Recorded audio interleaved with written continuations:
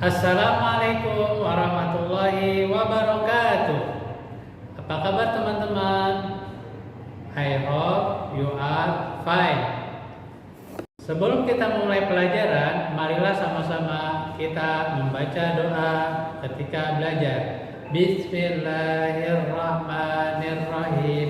Rabbi zidni ilma warzuqni fahma. Amin ya rabbal alamin. Teman-teman, pada hari ini kita akan belajar bab ke-8, yaitu memahami sikap, kerjasama, dan tolong-menolong. Tujuan pada pembelajaran hari ini adalah teman-teman dapat memahami makna dari tolong-menolong dan kerjasama, serta teman-teman mempunyai sifat dan sikap kerjasama dan tolong-menolong. Tolong-menolong artinya membantu meringankan beban orang lain. Tolong-menolong juga dapat diartikan dengan kerjasama. Di dalam Al-Islam, Allah Subhanahu wa Ta'ala berfirman dalam Al-Quran Surat Al-Maidah ayat kedua, A'udzu billahi minasy syaithanir rajim. Bismillahirrahmanirrahim. Wa ta'awanu 'alal birri wattaqwa wa la ta'awanu 'alal itsmi wal 'udwan. Yang artinya, dan tolong-menolonglah kamu dalam mengerjakan perbuatan baik dan ketakwaan, dan janganlah kalian tolong-menolong dalam permusuhan dan keburukan. Ayat di atas menjelaskan bahwa tolong-menolong atau kerjasama hanya boleh dilakukan dalam kebaikan dan ketakwaan, dan dilarang untuk tolong-menolong dalam permusuhan dan keburukan. Tolong-menolong mempunyai manfaat yang luar biasa teman-teman. Yang pertama, meringankan beban orang lain. Yang kedua, menunjukkan kebersamaan. Yang ketiga, mempererat tali persaudaraan. Yang keempat, memperbanyak teman. Yang kelima, mendapatkan pahala dari Allah Subhanahu wa Ta'ala. Dan yang terakhir, orang yang suka menolong akan mudah juga mendapatkan pertolongan dari orang lain. Perilaku tolong-menolong teman-teman, yang pertama adalah tolong-menolong dalam lingkungan keluarga. Yang pertama adalah membantu ibu menyelesaikan pekerjaan rumah seperti memasak, mengepel lantai, menyapu halaman, merapikan tempat tidur, dan merapikan mainan teman-teman. Yang kedua, membantu ayah baik diminta maupun tidak diminta. Yang ketiga, mengajari adik belajar dan mengerjakan PR di pelajaran sekolahnya. Yang kedua, tolong-menolong dalam lingkungan sekolah. Teman-teman dapat berbagi makanan dan minuman jika ada teman yang tidak punya uang saku. Yang kedua, mengajari teman ketika teman kita mengalami kesulitan dalam belajar.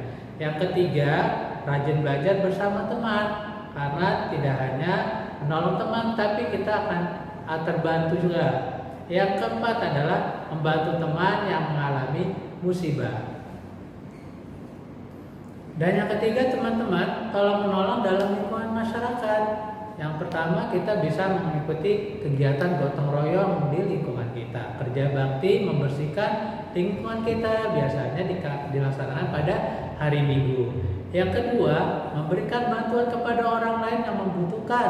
Teman-teman yang apabila ada saudara kita atau teman kita yang mendapatkan musibah, baik musibah banjir, kebakaran, ataupun yang lainnya, kita bisa mengeluarkan harta kita untuk membantu meringankan beban mereka.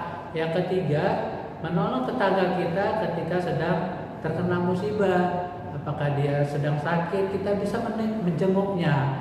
Dan yang berikutnya, kalau ada yang meninggal, kita bisa melayat atau kita memberikan bantuan kepada mereka. Teman-teman, dari sikap tolong-menolong yang kita lakukan, itu Allah akan sangat senang kepada kita. Dan juga tentunya kita juga akan disayang oleh Allah Subhanahu wa Ta'ala. Dalam hadis Rasulullah, sayangilah apa yang di bumi, maka kamu akan disayangi dengan apa yang di langit. Artinya Allah akan menyayangi teman-teman ketika teman-teman berbuat baik, sayang kepada lingkungan atau teman-teman di rumah maupun lingkungan teman-teman di tetangga.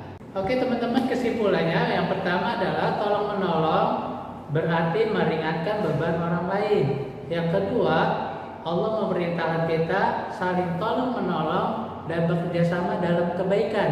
Yang ketiga, Allah melarang kita saling tolong menolong dalam perbuatan yang dilarang oleh Allah Subhanahu wa taala. Dan yang keempat, tolong menolong harus didasari dengan hati yang ikhlas. Baik teman-teman, alhamdulillah mudah-mudahan ini bisa kita aplikasikan dalam kehidupan kita sehari-hari. Dan sebagai penutup, Pak Adi akan memberikan tugas pada teman-teman, yaitu halaman 85 dan 86 bagian A dan bagian B. Baik teman-teman, cukup sekian dari Pak Adi.